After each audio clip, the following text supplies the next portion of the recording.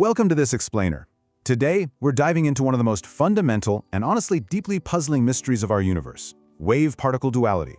We're going to look past the abstract math to understand exactly how reality operates at its very lowest levels. Let's start with a simple thought experiment. Imagine firing a single, solid particle through a barrier that has two tiny slits cut into it. Naturally, based on everything we observe in the physical world, you'd expect it to go through one slit or the other, right? But what if, instead, it behaves as if it goes through both at the exact same time, and then somehow interferes with itself? To understand why this is so tricky to grasp, let's just look at our everyday reality. A classical wave spreads out. It overlaps with other waves, creating interference patterns, much like ripples overlapping in a pond. On the other hand, a classical particle is localized. It exists in one specific place at a single moment in time, kind of like a marble resting on a table, and you can easily count them, one by one. In classical physics, these are two completely distinct, mutually exclusive categories. Which leads us to a pretty crucial question. How can something act like a solid particle and a spread-out wave at the exact same time? Well, it's really important to emphasize right up front that quantum objects aren't secretly switching back and forth between being waves and particles. Rather, our traditional human labels, our words like wave and particle, simply fail to describe a much deeper, much more nuanced reality. Section 1. The Double-Slit Experiment, revealing the true nature of reality. Here's the basic, elegant setup of the experiment. First, scientists shine light toward a barrier with two narrow slits. Now, if light were made strictly of solid particles, you'd reasonably expect to see just two bright lines on the detector screen behind the barrier, lining up perfectly with those two slits. But instead, they observed a wave-like interference pattern. Many bright and dark bands appeared across the screen. The light from both slits was overlapping, combining to become stronger in some places and canceling out in others. This clearly proved that light behaves like a wave. Now, scientists wanted to push the boundaries of this test. They reduced the light source until only one single photon, one indivisible unit of light, passed through the slits at a time. They expected that single particles, fired one by one, would finally stop creating that wave pattern. And initially, it seemed they were right. Each photon hit the screen as a single, localized point, exactly like a particle. Yet, astonishingly, over time, as thousands of these single impacts were recorded, the overall wave interference pattern still built up. It was as if each individual lonely photon was traveling through both slits simultaneously and interfering with its own probability. This brings us to an inevitable, critical question. What happens when scientists place detectors right at the slits to actually observe which one the photon uses? Let's take a brief moment to consider what that interaction might do. Well, the result is profound. The moment the photon is measured to see which slit it passes through, the interference pattern vanishes entirely.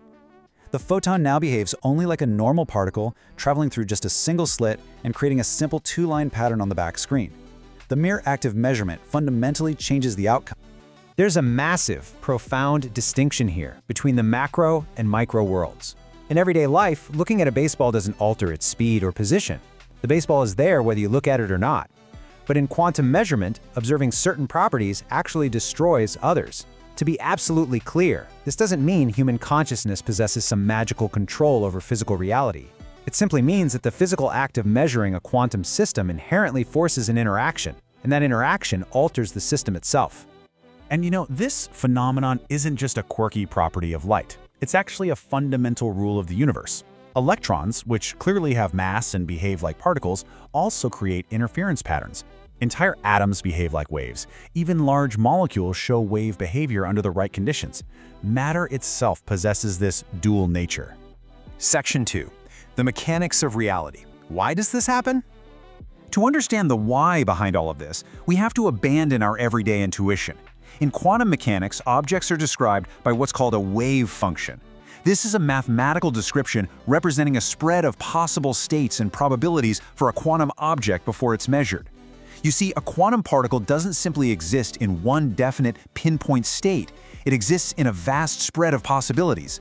And because this probability spreads out across space, it can physically interfere with itself, producing the wave-like effects we just talked about. But here's where the critical transition takes place. Measurement forces the wave function to collapse into one definite outcome. When a detector interacts with the quantum system, that widespread probability instantly collapses. You then detect the particle at one specific, localized location. The wave-like possibility collapses into a particle-like reality. This duality is intimately connected to another foundational concept, the uncertainty principle.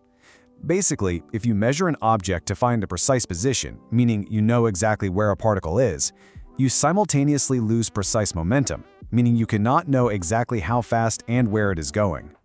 The more precisely you map one of these properties, the less precisely the universe allows you to know the other. So the crucial takeaway here is that this uncertainty is built right into the fundamental structure of reality itself. It's not a flaw in our tools, it's not a matter of simply building better microscopes or more sensitive lasers. Quantum objects simply do not possess perfectly definite classical properties all at the same time. That's just a hard limit of nature. Section 3. Why quantum duality matters, from abstract physics to modern civilization. Wave-particle duality is not just some theoretical puzzle for physicists to debate. Modern civilization absolutely depends on it. The semiconductors inside the computer or smartphone you're using right now function only because engineers understand and manipulate the quantum behavior of electrons. Lasers rely completely on the quantum behavior of light. MRI machines, which save lives in hospitals globally every single day, depend on the specific quantum properties of atoms. Instead of rejecting this strangeness, scientists learn to harness it. This phenomenon is also building the future of technology. Because electrons have wave-like properties, electron microscopes can utilize their extremely short wavelengths to resolve and see individual atoms, a feat that's literally impossible with standard visible light. Furthermore, quantum computing exists entirely because quantum particles can hold multiple states and probabilities at once. We are actively putting the wave function to work. Section 4. The bigger reality shift, moving beyond the predictable machine. For centuries, classical physics taught us that the universe was a giant, predictable clockwork machine. If you knew the starting conditions, you could perfectly predict the end. But quantum mechanics shattered that comfort. The universe is not perfectly predictable. At its fundamental scales, reality is purely probabilistic and deeply counterintuitive. And perhaps most unsettling of all, reality at these scales isn't fully determined until an actual interaction happens. We'll conclude this explainer with a profound thought. The universe is not only stranger than people once imagined, it may be stranger than human intuition is naturally capable of understanding. Think about it. If the very building blocks of our bodies and our world only take definite shape when they interact, we really have to ask, what does reality even mean when nobody is looking?